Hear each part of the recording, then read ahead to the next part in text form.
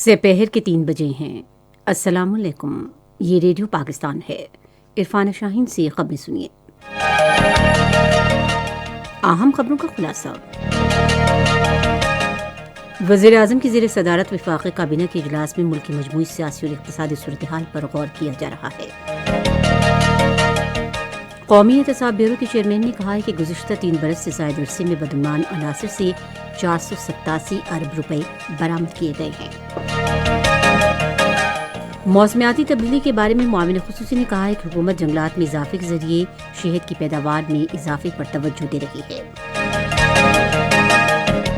وزیر خارجہ نے کہا ہے کہ انسانی حقوق کی عالمی تنظیمیں اور ذرائع ابلاغ غیر قانونی زیر قبضہ کشمیر میں بھارتی بربریت بے نقاب کر رہے ہیں۔ کنٹرول لائن کی دونوں جانب دنیا بھر میں مقیم کشمیری آج بھارت کا یوم جمہوریہ یوم سیاہ کے طور پر منا رہے ہیں، جس کا مقصد عالمی برادری کی توجہ جموں کشمیر پر بھارت کے غیر قانونی اور غاصبانہ قبضے کی جانب دلانا ہے۔ اور بھارت میں آج یوم جمہوریہ کے موقع پر احتجاج کرنے والے لاکھوں کسانوں نے ٹریکٹروں پر اور پیدل دارالحکومت دلی میں داخل ہونا شروع کر دیا ہے۔ خبریں تفصیل کے ساتھ۔ وفاقی کابینہ کے اجلاس وزیر اعظم عمران خان کی زیر صدارت اسلام آباد میں جاری ہے۔ اجلاس میں ملک کی اقتصادی اور سیاسی صورتحال پر غور کیا جا رہا ہے۔ اجلاس میں کورونا وائرس کی ویکسین کی خریداری سے متعلق امور پر بھی غور کیا جا رہا ہے۔ ملک میں گزشتہ 24 گھنٹے کے دوران کورونا وائرس سے مزید 58 افراد جاں بحق اور 1873 افراد میں وائرس کی تشخیص ہوئی ہے۔ تازہ ترین اعداد و شمار کے مطابق اس دوران 40,587 افراد کے کورونا ٹیسٹ کیے گئے۔ وائرس سے اب تک 4,90,126 مریض صحت یاب بھی ہو چکے ہیں۔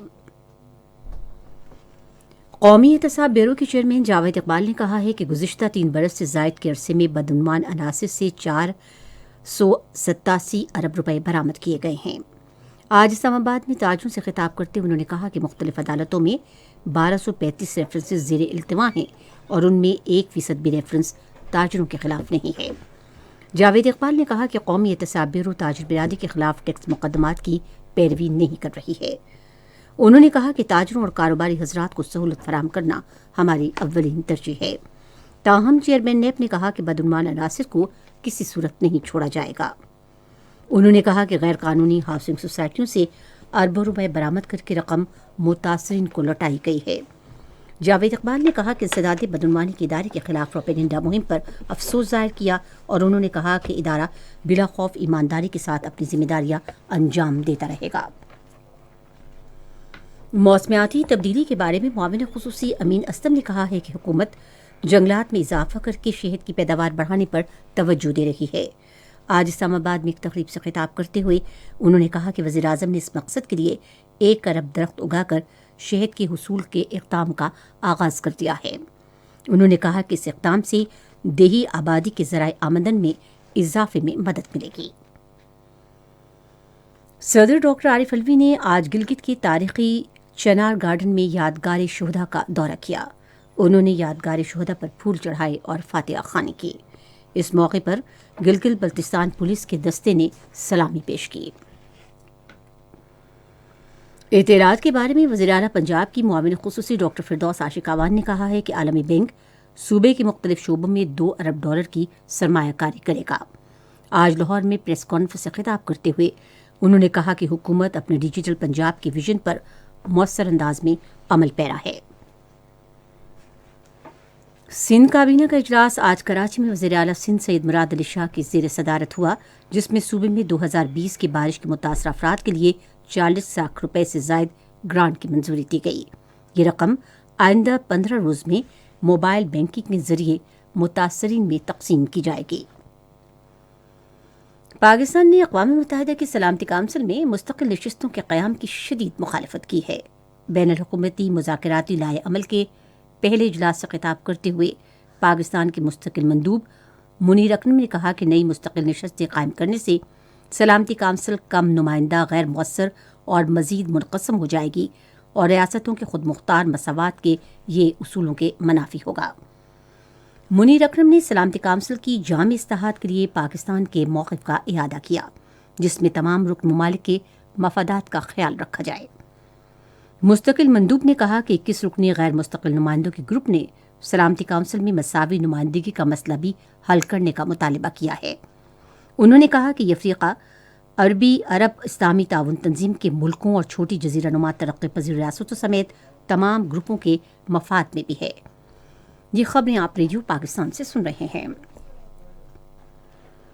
نجکاری کے وزیر میاں محمد سومرو اور صنعت و تجارت اور پیداوار کے وزیر حماد اظہر نے آج اسلام آباد میں پاکستان اسٹیل ملک کے حوالے سے اہم اجلاس کی مشترکہ صدارت کی۔ اجلاس کو پاکستان اسٹیل ملز کے منظور کردہ ڈھانچے کے مطابق پیش رفت کے بارے میں آگاہ کیا گیا۔ ایشیائی امور کے لیے کویت کے معاون وزیر خارجہ ایمبیسیڈر علی عثمان السعید نے کہا ہے کہ پاکستان اور کویت کے درمیان قریبی اور برادرانہ تعلقات ہیں اور دونوں ممالک کے پاس مشترکہ اہداف کے حصول کے لیے مل کر کام کرنے کے متعدد مواقع موجود ہیں۔ آج اسلام آباد میں ایک عوامی مکالمے میں حصہ لیتے ہوئے انہوں نے کہا کہ دونوں ملکوں کے درمیان معیشت، سرمایہ کاری اور ثقافتی تعلقات کو مزید مستحکم کرنے کی ضرورت ہے۔ انہوں نے کہا کہ کشمیر کے مسئلے پر کویت کا موقف انتہائی واضح ہے اور ہم چاہتے ہیں کہ بات چیت اور اقوام متحدہ کی سلامتی کونسل کی قراردادوں کے مطابق اس مسئلے کو حل کیا جائے۔ وزیر خارجہ شاہ محمود قریشی نے کہا ہے کہ انسانی حقوق کی عالمی تنظیمیں اور میڈیا بھارت کے غیر قانونی زیر قبضہ جموں کشمیر میں بھارتی بربریت کو بے نقاب کر رہے ہیں۔ آج ایک بیان میں انہوں نے کہا کہ کشمیری عوام دنیا بھر میں بھارت کی یوم جمہوریہ کو یوم سیاہ کے طور پر منا رہے ہیں۔ انہوں نے کہا کہ کشمیری اس لیے سراپا احتجاج ہیں کیونکہ ان کے حقوق سلب کر لیے گئے ہیں۔ شاہ محمود قریشی نے کہا کہ بھارت میں اقلیتیں خود کو غیر محفوظ تصور کرتی ہیں۔ انہوں نے کہا کہ ہمسائے ممالک میں جمہوریت کے بجائے کالے قوانین مسلط کیے جا رہے ہیں۔ انہوں نے کہا کہ بھارتیہ جنتا پارٹی کی حکومت کی منفی پالیسیوں کے بھارتی معیشت پر انتہائی برے اثرات مرتب ہو رہے ہیں۔ انہوں نے کہا کہ بنگلہ دیش، نیپال، چین سمیت تمام ہمسائے ممالک بھارتی عزائم پر سیخ پا ہیں۔ کشمیر کے بارے میں پارلیمانی کمیٹی کے چیئرمین شہریار آفریدی نے کہا ہے کہ بھارت ہندوتوا وزیر اعظم نریندر مودی کے تحت اپنی فوج اور اپنی غیر قانونی عسکریت پسند تنظیم راشٹریہ سوائم سیوک سنگھ کو اختیار دے رہا ہے کہ اقلیتوں خصوصاً مسلمانوں، مسیحوں اور سکھوں کو نشانہ بنایا جائے۔ اپنے متعدد ٹویٹس میں انہوں نے کہا کہ کشمیر کا خصوصی ہدف ہے جہاں نریندر مودی نے اپنی فوج کو کشمیریوں کے قتل عام پر لگا رکھا ہے۔ شہریار آفریدی نے کہا کہ بھارت میں انتہا پسندی کو حکومت اور ذرائع ابلاغ کی جانب سے چالاکی کے ساتھ چھپایا گیا اور اب دنیا نے اسے بے نقاب کرنا شروع کر دیا ہے۔ کنٹرول لائن کے دونوں جانب اور دنیا بھر میں مقیم کشمیری آج بھارت کا یوم جمہوریہ یوم سیاہ کے طور پر منا رہے ہیں، جس کا مقصد عالمی برادری کی توجہ جموں کشمیر پر بھارت کے غیر قانونی اور غاصبانہ قبضے کی طرف دلانا ہے۔ یہ دن منانے کا مقصد مقبوضہ جموں کشمیر میں قابض بھارتی افواج کی طرف سے وسیع پیمانے پر انسانی حقوق کی خلاف ورزیوں اور بے گناہ کشمیریوں کی زیر حراست ہلاکتوں اور مسلسل مظالم کی طرف توجہ دلانا ہے۔ بھارت کے غیر قانونی زیر قبضہ جموں کشمیر میں کل جماعتی حریت کانفرنس نے عوام پر زور دیا ہے کہ وہ بھارت کے غیر قانونی تسلط اور ریاستی دہشت گردی کے خلاف آج احتجاجاً مکمل ہڑتال کریں۔